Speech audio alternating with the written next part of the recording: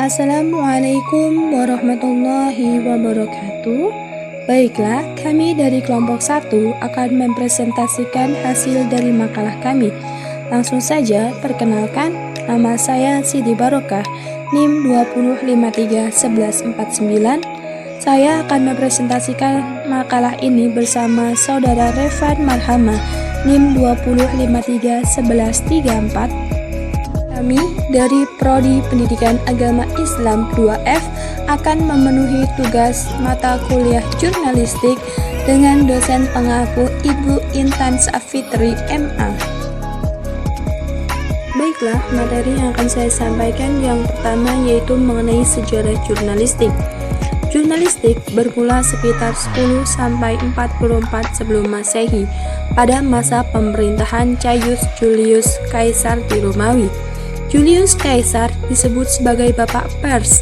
Pada saat itu terdapat forum Romamum atau papan tulis putih untuk menyampaikan aspirasi rakyat dan informasi yang beredar pada saat itu di pusat kota. Pada dasarnya, jurnalistik adalah kegiatan menyampaikan pesan, informasi, ataupun berita yang kemudian dikembangkan oleh para wartawan dan jurnalis hingga saat ini. Penyebaran informasi secara tertulis mulai berkembang pada masa peradaban Mesir yang mulai menemukan teknik pembuatan kertas. Pada abad 8 Masehi, tepatnya tahun 911 Masehi, di Cina muncul surat kabar cetak pertama dengan nama King Pao atau Te Ching Pao yang berarti kabar dari istana. Kemudian pada tahun 1351 Masehi, Kaisar Guangzhou mulai mengedarkan surat kabar itu secara teratur seminggu sekali. Sejarah jurnalistik di Indonesia. Di Indonesia pada awalnya berita disampaikan melalui perantara mulut ke mulut. Kemudian perkembangan jurnalistik di Indonesia dimulai dari zaman penjajahan Belanda. Dunia jurnalistik Indonesia dibagi menjadi 3 masa, yaitu jurnalistik kolonial yang ditandai dengan muncul surat kabar Belanda bernama Batavisch Nouvelles. Jurnalistik Cina dibuat oleh orang keturunan Tionghoa yang menerbitkan surat kabar sebagai media penghubung dan pemersatu kaum Tionghoa Indonesia, dan jurnalistik nasional yang dibuat oleh anak bangsa asli Indonesia sebagai media perjuangan dan alat pergerakan kemerdekaan pada abad ke-20.